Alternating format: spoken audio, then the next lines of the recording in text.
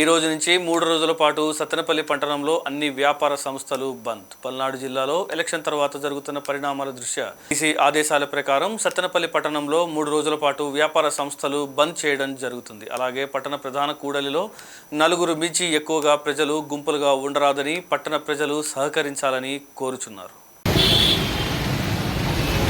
సత్తెనపల్లి పట్టణ ప్రజలు పోలీసు వారి విజ్ఞప్తి.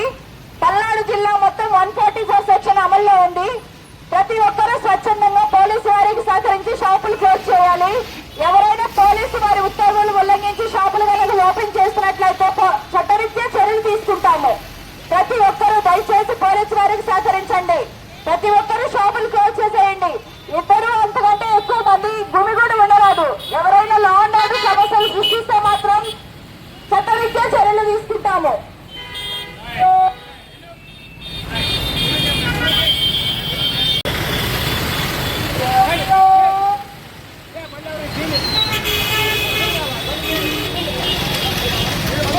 సత్తెనపల్లి పట్టణ ప్రజలకు పోలీసు వారి విజ్ఞప్తి.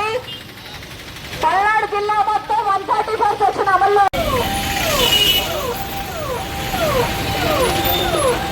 పల్నాడు జిల్లా వ్యాప్తంగా 144 సెక్షన్ అమల్లో ఉంది.